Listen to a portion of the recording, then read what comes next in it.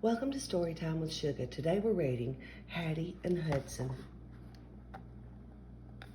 Hattie McFadden loved to explore. Every morning after breakfast, she'd grab her life jacket, wave goodbye to her parents, and paddle out in the canoe to see what she could see. Hattie discovered all kinds of things out on the lake. She watched as a beaver tugged an alder branch slowly through the water. Above, two bald eagles circled round and round on wings broad and flat. And over in the cove, a family of turtles with shiny black shells basked in the warm summer sun. Hattie was so happy she started singing. When the sun is up and the day is new and the birds are singing in the sky, that's when you'll find me in my little canoe, paddle just a-paddling by. She had no idea she was being heard. Down at the bottom of the lake, in a cave dark and deep, there lived a mysterious creature. He was enormous but elusive. He never ventured up to the surface. He spent his days down below, all alone and out of sight. The monster was used to hearing motors buzzing and propellers turning overhead. It was why he stayed hidden in his cave. But today he heard something different. A song, bouncy and bubbly, came echoing down through the water. So come with me, 'cause there's room for two. We'll be together, you and I, out on the lake in my little canoe, paddle just a-paddling by. It was so cheerful and charming that it drew the beast out of his lair and up toward the light. He broke through the water, drawn by the music, and there, just off to his right, was a young girl alone in a canoe, singing. Hattie stopped when the thing rose right beside her. She stared at the monster, and the monster stared back, but she didn't feel afraid. There was something in his eyes, the way he looked at her, and the curious tilt of his head. It was almost as if he wanted to hear more. So Hattie softly continued singing. When the sun goes down and the day is through, and the moon is a-rising in the sky, I'll take you home in my little canoe, paddle just a-paddling by. And as she sang the last note, Hattie was astounded when the giant joined in, harmonizing with a low rumble. Then someone screamed. People pointed, some fainted. Motors roared as boats fled in a frenzy. Amid all the commotion, the creature slid beneath the water, and Hattie paddled slowly and silently back to the dock. That night, Hattie tried to sleep, but every time she closed her eyes, she pictured the green, friendly face looking down at her. She wondered if she'd ever see him again. She decided she had to find out. At the bottom of the lake, the girl's sweet song played over and over in the monster's head.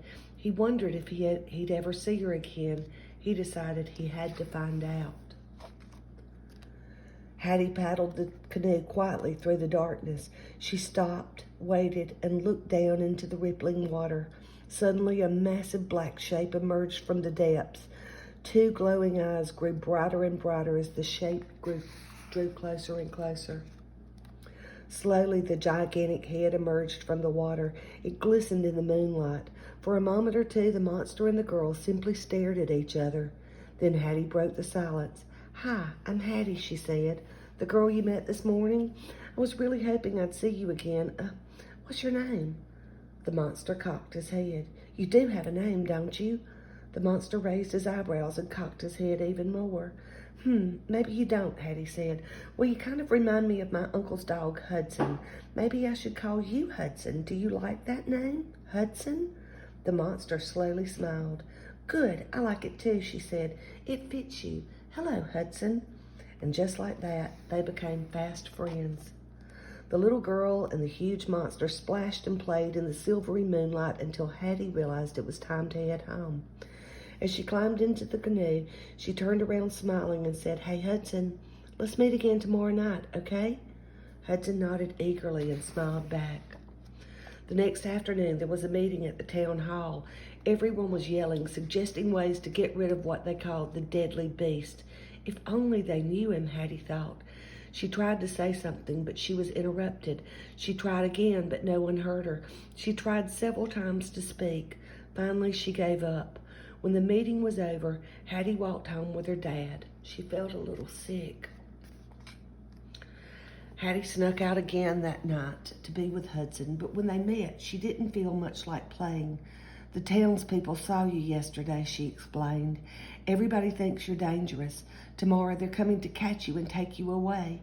I don't know where to, but we can't let this happen. We need a plan. Hattie was deep in thought when Hudson abruptly nudged the canoe with his nose, nearly knocking it over. Hey, barked Hattie. Hudson did it again. What the heck? Once again, he bumped the boat. Then he looked at her and smiled brightly. Wait a second. I think I know what you're doing, said Hattie. Then she added, and this could work. This could definitely work. Hudson, you're a genius. At the break of dawn, Hattie paddled her canoe over to the town landing. The men were already gathered, loading their boats with radars, ropes, and netting. Hattie started to feel sick again, but she had to stay focused. She had to stick to the plan. She had to save her new friend. So she paddled her canoe away from the shore into the center of the lake. Then she waited.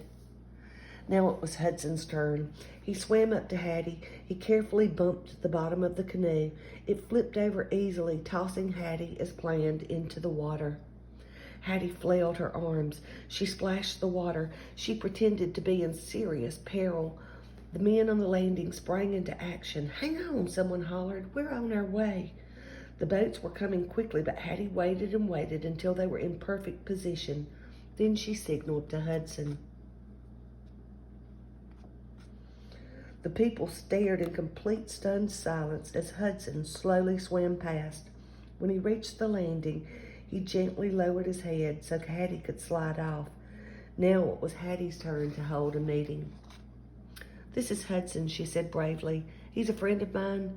I know you think he's scary and mean and dangerous, but he's actually very friendly. He won't hurt you, I promise. This lake is his home, and I think he deserves to stay. Once you get to know him, I'm sure you'll agree. Hattie paused. Everyone stood still. Then a young boy slowly walked up and patted Hudson gently on the nose. Another child followed, then another. Soon, a few adults cautiously stepped forward. Before long, a crowd had gathered around Hudson.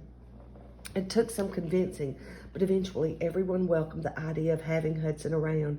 He even became something of an attraction. People traveled from far and wide to spend time with the famous friendly monster. But when the sun went down and the visitors left, for Hattie and Hudson, everything was just as it had been since the beginning. And every night, they met in the same place, played the same games, and splashed and frolicked under the big silver summer moon.